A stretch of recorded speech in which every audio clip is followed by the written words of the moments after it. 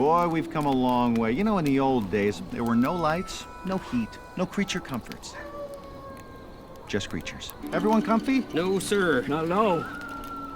Nowadays, you just plug everything into your car. You got lights, heat. We are out of pesto. I'll make a run. Hey, everybody comfy? No. Okie doke. 우리 시대 가장 진화한 전기차, 양방향 충전에 완전히 새로운 현대 아이오닉 5.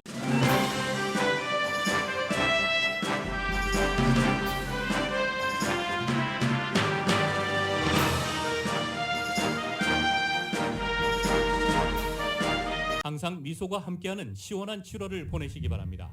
라디오 서울이 함께합니다. 강혜신의 오늘의 미국.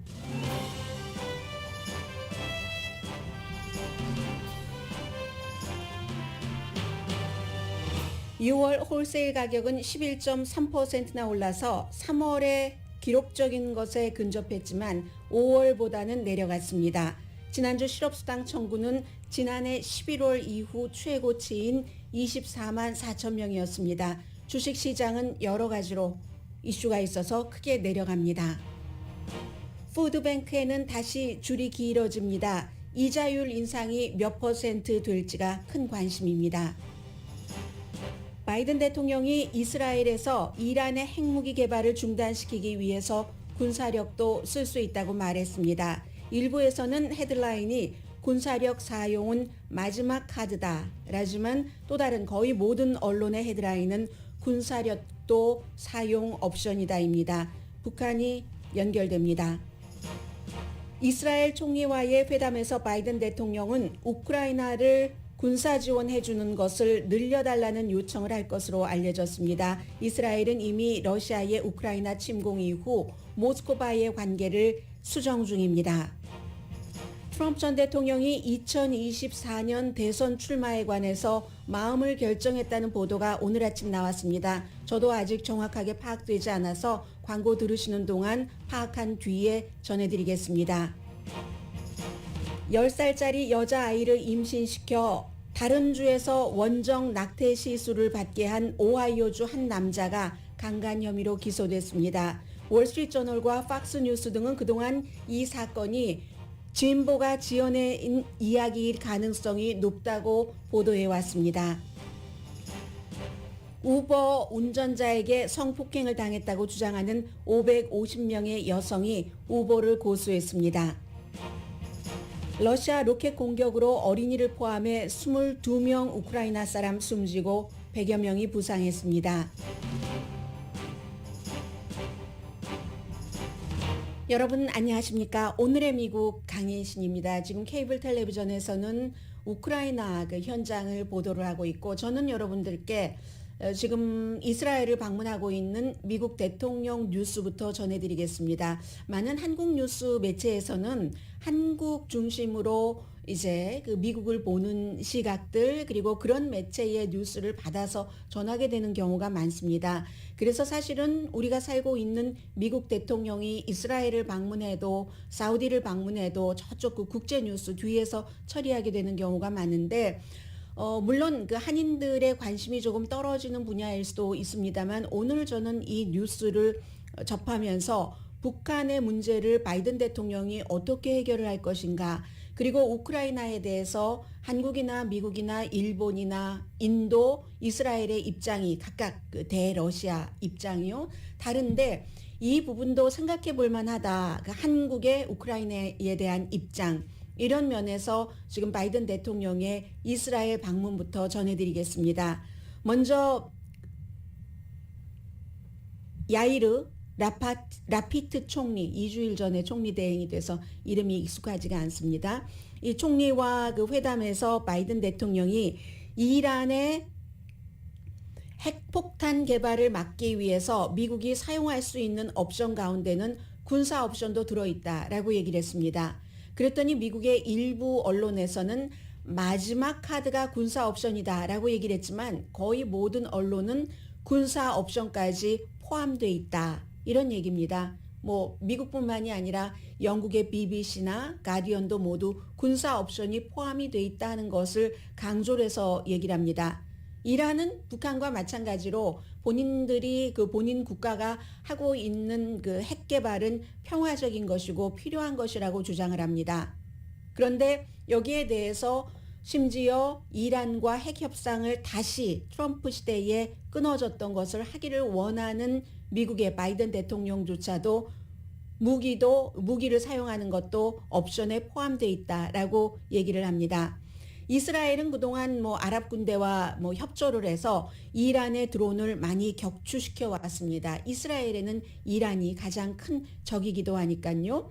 그리고 이스라엘과 미국이 마찬가지로 이란이 중동에서 테러 지원국이라고 비난을 해왔습니다.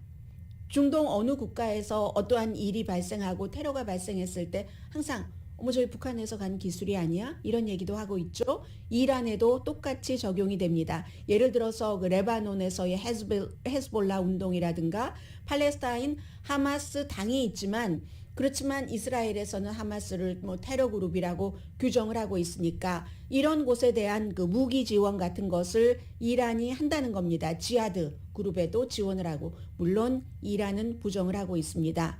일단 기본적으로 미국이 이란과 핵 협상을 하기를 원하면서도 북한이 바라보고 있는 거죠. 어떤 형태로 할 것인가?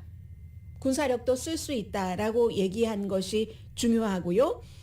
그리고 이제 미국과 이스라엘은 똑같이 이란이 핵무기를 가져서는 안 된다. 군사적으로 사용할 수 있는 이 기본 명제에는 동의하지만 방법이라든가 여러 가지는 차이가 있습니다. 이스라엘은 모든 그 핵무기 개발을 중단해야 된다 하는 것이고 그 바이든 대통령은 말씀드린 것처럼 무력으로 사용하는 것 그리고 이 부분을 이제 협상으로 풀어야 된다 하는 겁니다.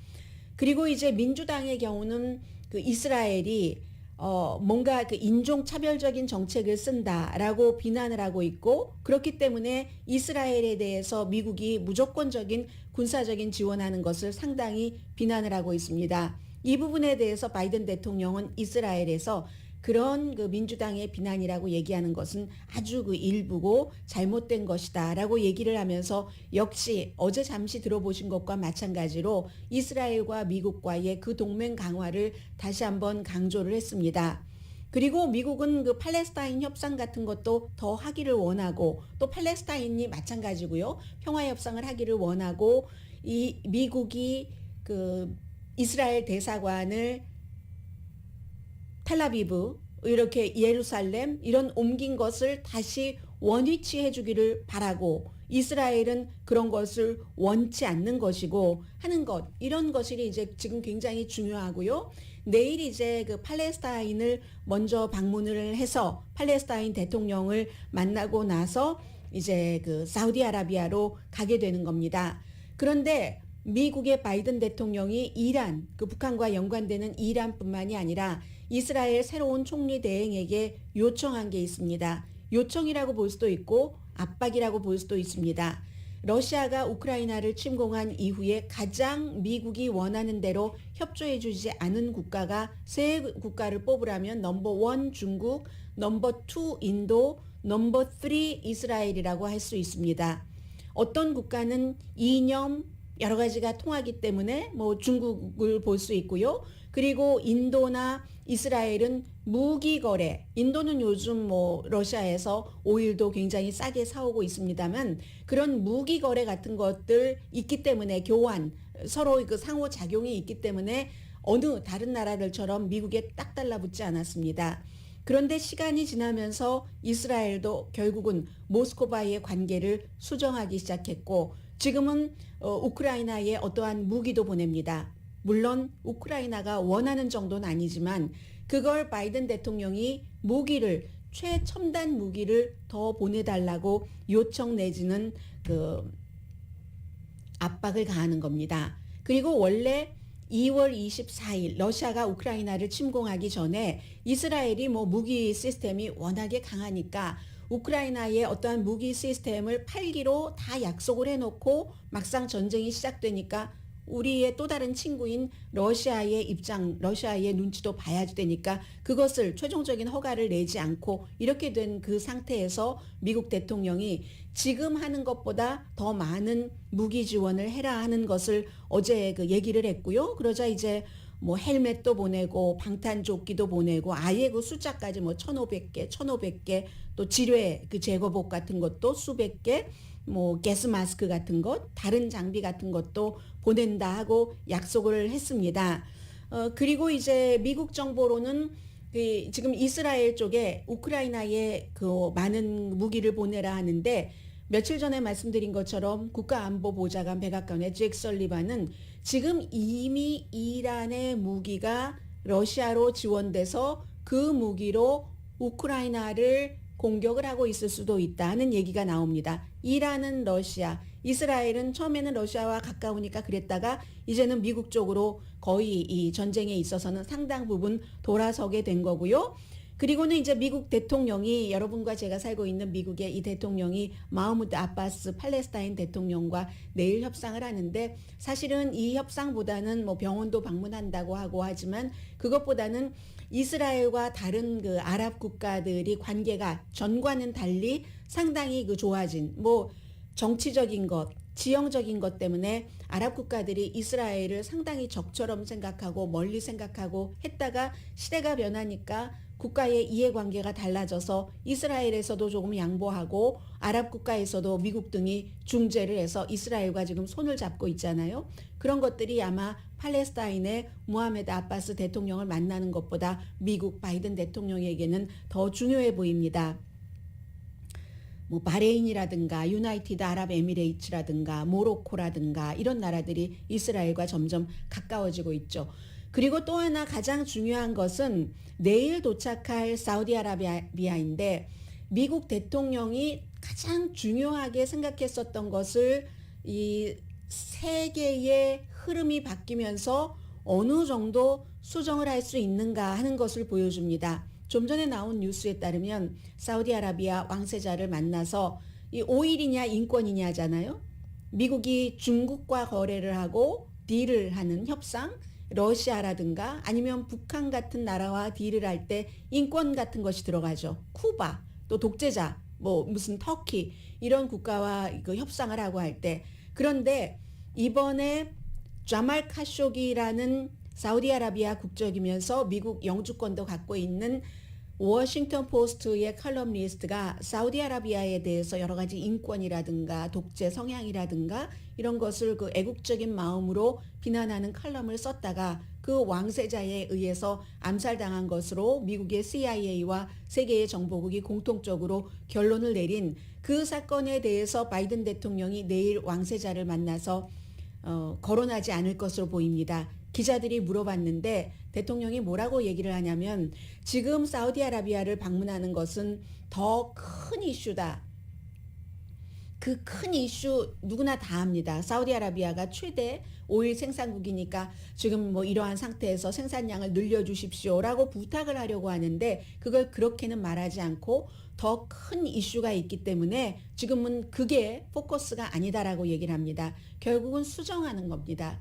이스라엘도 세계적인 분위기를 보면서 러시아와의 관계를 수정하듯이 미국의 대통령도 저 사우디아라비아를 인권 그런 문제로 세계에서 고립시켜버리겠어.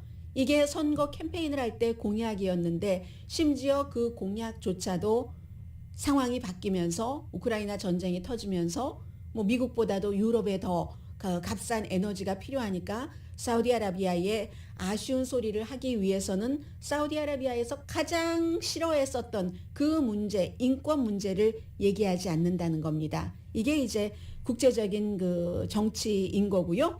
그리고 또 하나 중요한 것은 이스라엘에서 사우디아라비아로 가서 뭐 여러 그 나라들과 뭐 같이 회담도 하고 하는데 이스라엘에서 사우디아라비아로 갈 때 직행 비행기를 타고 간답니다. 이건 작은 것처럼 보이지만 그다지 작은 건 아니죠. 그동안 사우디아라비아와 이스라엘의 관계도 어느 정도의 이 그 더 좋음, 개선 이런 것이 있었는가? 사우디아라비아 리야드가 정말 수십 년 만에 이런 그 팔레스타인과 함께 이스라엘에 반대하던 이스라엘을 보이콧하던 것을 풀고 이제 그 국가에서 그 국가로 비행기가 날아갈 수 있는 이 중동이 변하는 겁니다.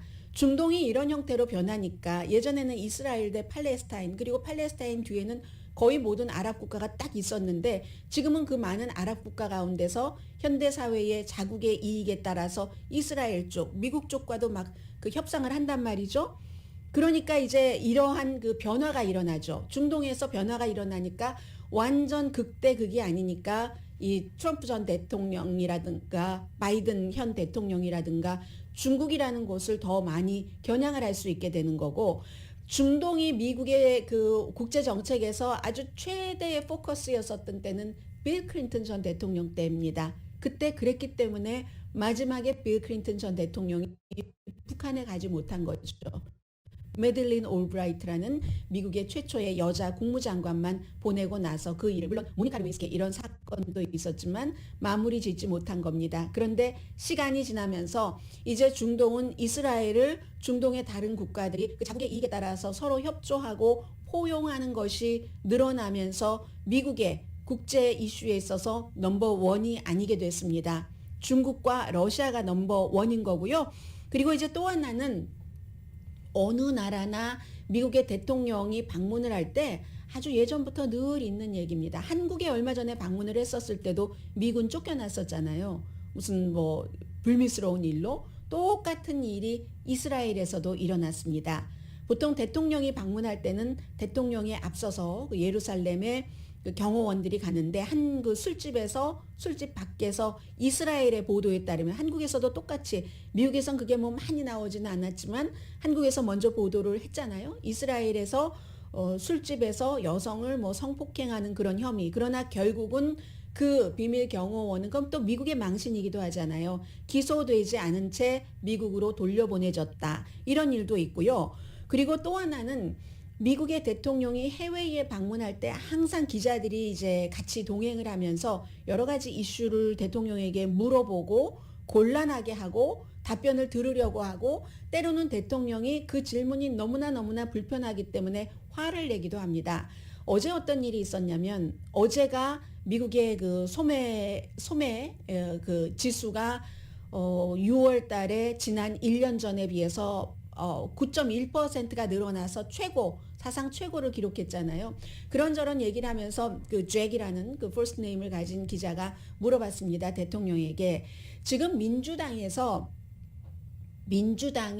3분의 2가 바이든 현 대통령의 재선을 원치 않는데 그렇게 민주당에서 재선을 원치 않는 사람에게 그 대통령께서는 어떤 메시지를 주겠습니까? 라고 얘기를 했었을 때 대통령이 뭐라고 얘기하냐면 여론을 보세요. 아닙니다. 내가 만약에 지금 대통령에 출마한다면 92%의 민주당이 나를 지지할 겁니다. 그럼 여기서 누가 참인가? 기자가 3분의 2의 민주당이 그리고 뭐 젊은 사람들은 뭐 90몇 %가 재선을 원치 않는다는 뉴욕타임스와 시에나 칼리지의 여론조사 결과를 여러분들께 전해드렸습니다. 그걸 인용을 해서 물어본 건데 누가 맞는가? 기자가 맞는가? 대통령이 맞는가? 이런 때 참 이건 완전히 거짓이 없는 두 사람이 다 맞는 게 되는 겁니다. 뉴스가 참 요즘 점점 하기 어려워져요. 왜냐하면 그 여론조사 결과 64%가 전반적으로는 바이든 대통령이 어떠한 이유로든지 간에 재선에 나가는 것을 민주당이 공화당, 민주당 다 합친 게 아니라 민주당이 원하지 않는다라고 답변을 하긴 했습니다. 그런데 또 다른 그 질문에서 뉴욕타임즈가 뭐라고 물어봤냐면 만약에 오늘 2024년도 대통령 선거가 치러지고 그리고 그 대결이 바이든 대 트럼프라면 그러면 어떻게 하겠는가? 거기에 대해서는 역시 같은 그 여론조사에 답변을 한 민주당의 92%가 바이든 대통령에게 투표를 하지라고 얘기를 했습니다. 둘 다 참이기도 하고 둘 다 불완전한 참이기도 합니다. 그리고 잠시 뒤에 트럼프 전 대통령이 이 부분과 관련해서 결론을 내렸다고 하니까 또 전해드리겠습니다.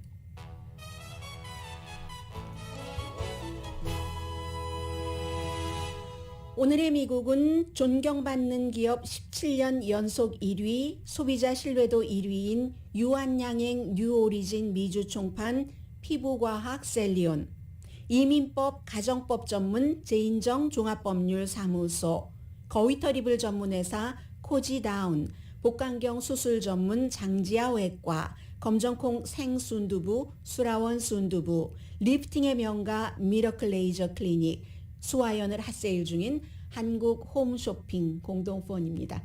제가 한 몇 분 동안에 얼마나 들어오기 직전에 봤거든요. 트럼프 전 대통령이 2024년도에 대해서 마음을 결정했다 하는 건데 얼만큼이나 팔로우 할 수 있을지 모르겠습니다만은 최선을 다해 보겠습니다. 잠시 뒤에 뵙겠습니다.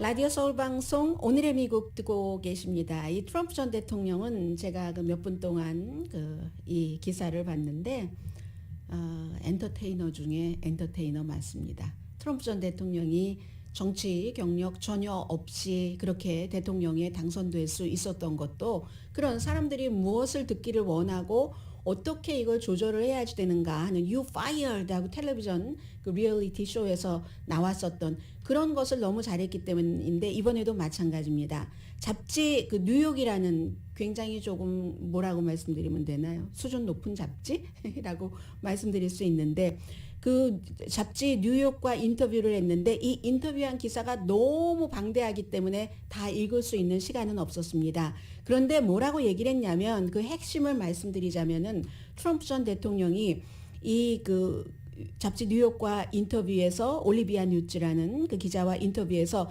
2024년도 대선 출마에 대해서 나는 이미 결정을 내렸다. 그런데 유일하게 내가 지금 그 하고 있는 나 스스로에게 하고 있는 질문은 언제 발표할 것인가. 그러니까 한다 안 한다라고 얘기한 게 아니라 결정을 이미 내렸다라고 하면서 이게 11월 중간선거 이전이 될지 11월 중간선거 이후가 될지 그게 문제다라고 얘기를 했고요. 원래 7월 4일에 발표할 것이다 하는 소문이 많이 있었지만 그 소문대로 되지 않았습니다.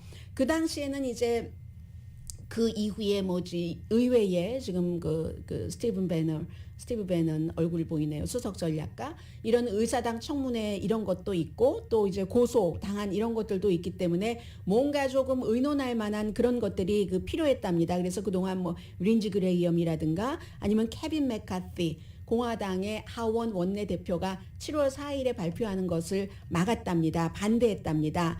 그리고는 이제 이 잡지 뉴욕의 기자에게 나 알래스카에도 가서 했잖아요. 브레일리 라스베가스에도 가고 했는데 봤냐고 그 장면들을 봤냐고 내가 말해주겠다고 그 열정 관중들 어느 때보다 크다 큰 거 숫자 많은 거 좋아하잖아요. 그런 얘기도 했고 그리고 본인은 기소될 가능성이 없다. 그런 위험이 없기 때문에 이제 기소하고 어떤 형태로든지 재정적인 것이든 아니면 1월 6일 의사당 사건에 관한 것이든 그것과 나의 출마 결정을 결부시키지 말아라 이렇게 얘기를 했습니다. 그랬더니 이 잡지 뉴요커의 기자가 맨 앞에 기사를 어떻게 썼냐면요. 트럼프 전 대통령이 2번이나 탄핵이 됐었고 그렇지만 상원에서 살려줬고 그리고 2020년 선거에서 52,770표 700만 예를 들어 700만 표 약 700만 표 차이로 졌고 그리고 무슨 맨하탄의 검사 워싱턴 등등 기타 금융사기 조지아주의 형사 개입 선거 개입 형사 재판 그리고 탄핵 하원위원회 이런 등등등등등등등등 위반 같은 것이 보였음에도 불구하고 본인은 선거에 출마할 수도 있다라는 생각도 하고 있고 아직도 많은 지지자들이 그런 지지를 하고 있다는 이 얘기를 맨 앞에 했습니다. 왜 트럼프 전 대통령을 왜 지지하는가 이런 것 말씀드리고 싶은데 날마다 나오는 뉴스가 있어서 제가 제대로 전해드리지 못하고 있고요. 그리하여 마음은 정했다고 하고 또 이제 엔터테인먼트적인 그런 쇼로 오늘 주목을 좀 받지 않을까 이런 생각이 듭니다. 그런데 이달 26일 날에 트럼프 전 대통령이 이 워싱턴을 떠나고 나서 처음으로 다시 워싱턴을 갑니다. 그때 이제 트럼프 전 대통령이 대통령이었을 때 주변에 있었던 많은 사람들이 만든 비영리 재단에서 큰 무슨 컨퍼런스 같은 것을 하는데 이건 공개된 게 아닙니다. 본인들 끼리끼리 가는 건데 뭐 예전 부통령도 가고 며칠 동안 하니까 트럼프 전 대통령은 이틀째에 기조연설을 하게 되고 그리고 아마 겹치지 않겠죠. 마이크 펜스 부통령도 가고 뉴트 깅그리치 뭐 전 하원 의장도 가고 굉장히 중요한 사람들도 많이 가는데 그리고 보니까 아베 신조와 같은 날 그 통일교 행사에 그 메시지를 보냈던 사람들이 다 또 그쪽에 모이네요. 트럼프 전 대통령, 마이크 펜스, 뉴트 깅그리치 이런 사람들. 그래서 이제 그날 여러 가지 얘기를 하는데 이슈 자체가 그 모임 그 비영리 재단 이름이 America First Policy Institute라는 겁니다. 그래서 이슈는 에너지, 가솔린값, 인플레이션, 어린이 교육 컨트롤 뭐든지 다 이제 민주당이 잘 못하고 있다는 것을 얘기할 게 뭐 거의 확실해 보입니다.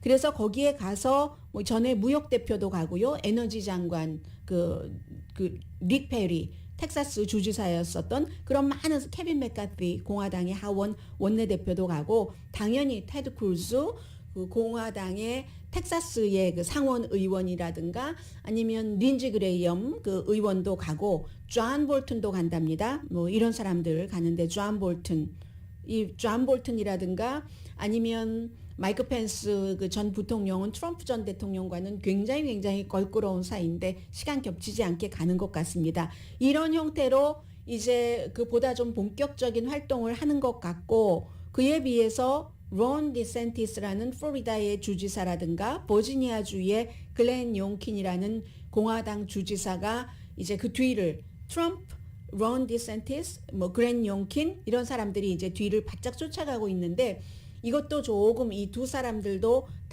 다른 것을 볼 수가 있는데 론 디센티스는 본인이 당연히 대선에 출마하고 싶은 마음이 있지만 트럼프 전 대통령의 힘이 여기까지 머리 꼭대기 위까지 차 있었을 때는 그런 모습을 잘 보이지 않았습니다. 그러다가 이 힘이 점점 빠져서 심지어 그 공화당 가운데서도 한 50% 정도는 트럼프 전 대통령 뭐 특정 그룹 보면은 재선에 나오지 말아야지 돼. 이런 게 나오면서 더 이제 차고 올라가면서 본인의 정치를 하기 시작하는 거죠. 그에 비해서 글렌 용킨 그 버지니아 주지사 같은 경우는 선거 유세할 때도 트럼프 전 대통령의 트럼피즘은 활용을 했지만 트럼프 전 대통령을 직접 같이 유세를 한다던가 이렇게 하지 않았습니다. 초대하지 않았습니다. 다른 그 공화당에 지금 성향이 있는 겁니다. 아직도 트럼피즘 아니면 론 디센티스처럼 약간 그리고 조금 더 거리를 두는 버지니아의 주지사. 그럼에도 밑바탕에는 아직도 트럼프라는 그 여러 가지가 깔려 있기는 합니다. 그래서 이 점이 갑자기 이제 중요하게 봐야지 될 게 됐고요. 그리고 어제 그 오하이오주에서 27살의 한 남자가 본인이 범행을 자백을 했고 어린이 강간 혐의로 기소가 됐습니다. 10살짜리 소녀입니다. 이 10살짜리 소녀가 오하이오주에서 임신을 했는데 임신 6주일하고 사흘 지났을 때 그때 이제 어떤 그 의사 그리고 이제 아동복지 뭐 이런 데서 인디아나주의 그 의사에게 이 아이를 좀 낙태시켜 주십시오. 우리 오하이오주에서는 6주일이 넘었기 때문에 강간이나 다른 것으로도 이 아이를 낙태시킬 수 없습니다. 임신을 한 아이를. 인디아나주도 이제 그렇게 곧 오하이오처럼 될 텐데 아직은 날짜가 조금 있는 거예요. 뭐 7월 말에 한다고 하니까. 그래서 이제 그렇게 해서 결국은 6월 30일에 이 아이가 10살짜리 아이가 다 뭐 경찰에도 그랬습니다 저랬습니다 다 얘기를 했고 그리고 범인이 어제 자백을 하고 기소가 됐으니까요. 보석금이 200만 달러가 책정이 됐던데요. 그래서 그 아이가 다른 주로 가서 낙태 시술을 받았습니다. 그런데 제가 지금 말씀드리고 싶은 것 가운데 하나는 이게 얼마나 정치화가 됐냐면 이런 일이 있자 그게 이제 6월 23일에 연방대법원의 낙태 판결이 나오고 나서 며칠 뒤였기 때문에 원래는 뭐 인디아나주에서 발행되는 무슨 뭐 디스패치 이런 여러 무슨 스타자도 들어가는 그런 신문들에서 나오고 전국적인 이슈가 됐었습니다.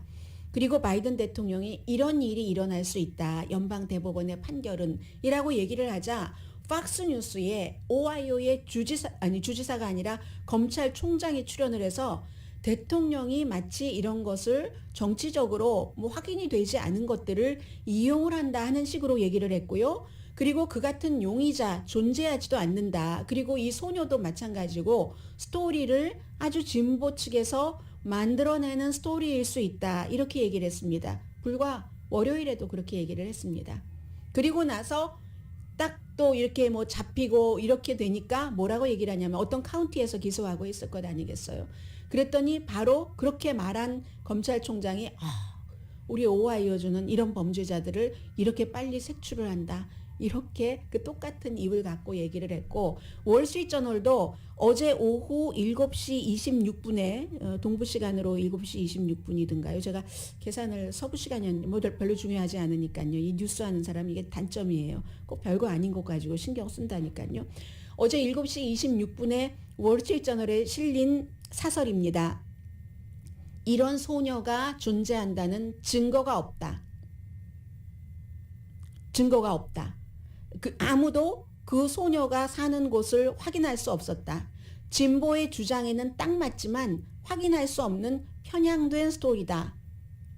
사설에서 이렇게 썼습니다. 바이든 대통령이 말한 스토리라고 하면서 아무도 확인할 수 없는 스토리다. 라고 얘기를 했습니다. 이게 낙태 문제에 대해서는 이런 그 여러 가지가 많이 뒤섞여 있다 하는 건 말씀드리고요. 낙태약 처방을 뭐 거부한다던가 하면은 연방법에 위배될 수 있다. 이런 것을 연방 정부가 뭐 의사협회라든가 아니면 뭐 약국이라든가 이런 데 지금 경고를 하고 있고요. 뭐 좀 비슷한 뉴스로서 우버 뉴스 잠시 뒤에 전해 드릴까요? 잠시 뒤에 뵙겠습니다.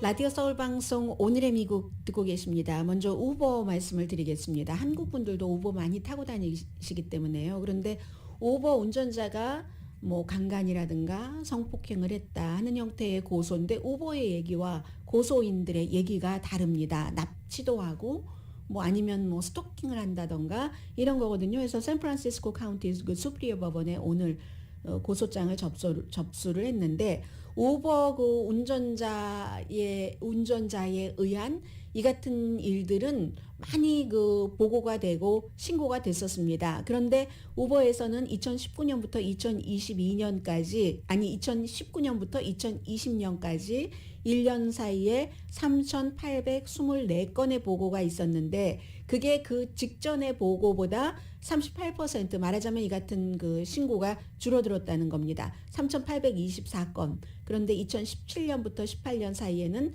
5,981건이었다 하면서 우버도 우리도 뭐 상황의 심각성을 안다. 최선을 다해서 승객의 뭐 안전을 위해서 일하겠다 하는데 너무 늦고 너무 아주 조금만 대응한다 하는 것이 550명의 여성들이 고소를 했습니다. 성범죄가 무서운 범죄다라고 얘기를 하면서 최소한 550명이 이미 그 고소를 했는데 150건의 사건이 적극적으로 지금 수사가 되고 있답니다. 그러면서 한결같이 이제 피해자들이 하는 얘기는 우버라는 회사가 승객의 안전보다 성장 우선이다. 뭐 이런 것 많이 있잖아요. 그 페이스북 같은데 어린이들 안전보다 돈만 벌려고 한다. 이런 형태로 주장하는 것. 해서 이 소송하는 사람들은 회사가 의도적으로 우버 운전자들이 여성들을 성폭행했다는 것을 은폐하려고 하는 시도도 있었다. 이런 것도 좀 강력하게 들어갔고요. 뿐만 아니라 뭐 실생활과 크게 연관은 없을 수도 있다 싶어서 전해드리지 않았는데 우버는 지금 미국뿐만이 아니라 뭐 유럽에서도 특히 이제 프랑스 같은 나라에서도 큰 기업들은 보면은 뭔가 다 그 규제가 있어야지 되고 정부와의 연관이 있어야지 되잖아요. 우버에서 정말 어마어마하게 로비를 했다 하는 것들이 미국과 유럽에서 지금 드러나고 있기도 합니다. 오늘 JP 모건도 이윤이 조금 예상보다 훨씬 적었고 그리고 게다 대고 이제 부실 대출한 것에 대해서 뭔가 예비비를 마련을 해야지 되고 그러면서 당연히 돈을 얼마 썼나요? 4억 2,800만 달러를 써서 자사주 사들이는 것도 중단하고 하니까 주식값 5% 내려갔고요. 52주일 사이 최고로 내려간 겁니다.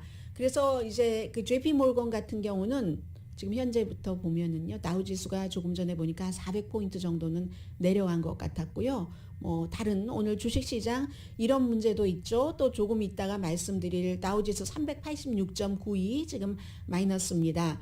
그리고 나스닥도 114.45 마이너스고 S&P 500도 45.94포인트 마이너스니까 별로 좋지 않습니다. 홀세일 뭐 가격 인상 이런 것들도 나왔기 때문에 그렇고, JP 몰건 같은 경우는 이제 그 회사의 우리 기업 이윤이 이렇게 나쁘다, 뭐 2, 4분기 이런 거 나쁘다 하고 발표를 하는 것이 지정학적인, 세계에서 전쟁이 일어나니까 뭐 공급망 문제, 소비자의 뭐 신뢰도 이런 여러 가지 인플레이션, 이자율 다 있다고 미리미리 경고를 해 왔는데도 아무튼 주식값 지금 뭐 많이 내려갔고요. 그리고 홀세일 가격이 1년 전에 비해서 6월 달에 거의 11.3%가 올랐습니다. 홀세일 물가, 홀세일 가격이 이제 그 뒤에 이런 리테일 가격으로 또 연결이 되고, 그게 또 이제 소비자 뭐 여러 가지로 연결이 되니까요.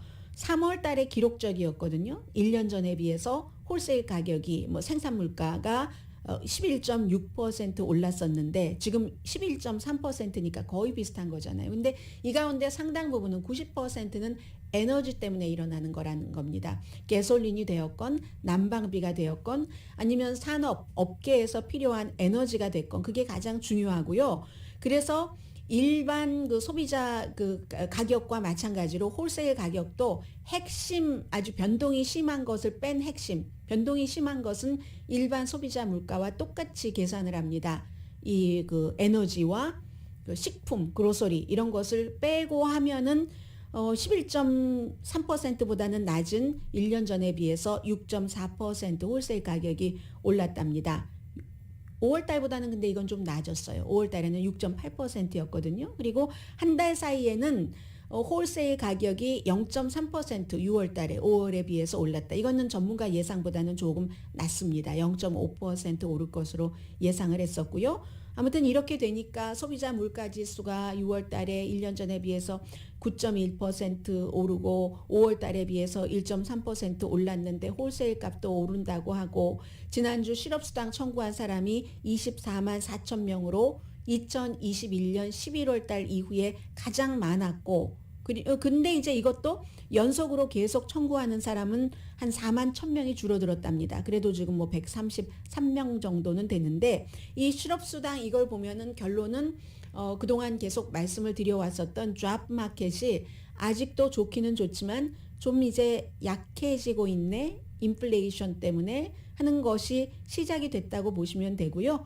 그리고 홀세일 가격에 대해서는 희망적인 사인도 있기는 합니다. 지난번에 뭐 병 이런 것 때문에 치킨값 엄청 올라갔었는데 지금 치킨이랑 달걀 값이 조금 내려가고 있고, 그리고 뭐 강철, 철강, 스틸하고 아연도 내려가고 있다고는 합니다. 그러나 그럼에도 불구하고 홀세일 값이나 뭐 이 소비자 물가나 다 올라갔기 때문에 연방준비제도가 이자율을 올릴 것이라고 하는데, 제가 지금 계산해 보기는요, 뭐 1% 올릴 것이다 이런 얘기들도 나오고 있는데, 많은 그 경제적인 것에 좀 힘을 받고 있는 그런 매체에서 공통적으로 얘기하는 것은 일단 7월 달에는 현재로서는 1%보다는 0.75% 인상이 조금 많은 것으로 보입니다. 뭐 뉴욕의 맨하탄 아파트먼트가 처음으로 렌트비가 평균 렌트비요 5,000달러가 넘었다고 하잖아요. 통근 비용도 가스비 오르고 하니까 사람들은 엄청 지금 비싸고 있고요. 그러니까 애리조나, 캘리포니아 뭐 많은 주에서 푸드뱅크에 다시 사람들이 줄을 서기 시작합니다. 푸드 스탬프 혜택을 받고 있는 사람들이 4천만 명이 넘습니다. 인구의 10분의 1이 넘은 건데요.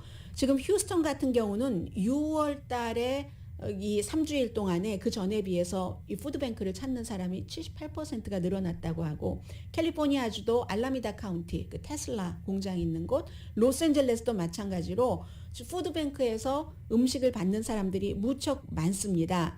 그래서 하루아침에 상황이 나아질 것 같지 않다. 푸드뱅크도 협회가 있잖아요. 가솔린값, 집값, 뭐 아이들 기저귀, 또 분유 이런 것 때문에 그 푸드뱅크에서 이렇게 음식을 받아오면은 큰 도움이 된다라고 얘기를 합니다. 그래서 푸드뱅크의 예산도 너무 그로서리 값이 올랐으니까 기부받는 것도 있지만 사는 것도 있잖아요. 예전에 뭐 월 평균 25만 달러 정도를 샀으면 그런 그 푸드뱅크가 있다면 그러면 지금은 150만 달러 정도를 사야 된다는 거. 식품의 값이 오른 것도 있지만 그만큼 뭐 애리조나 같은데 78% 사용자가 늘어났다고 하니까 그 두 가지가 겹쳐서 현재 지금 이렇게 되는 것 같고요. 잠시 뒤에 러시아와 우크라이나 전해드립니다.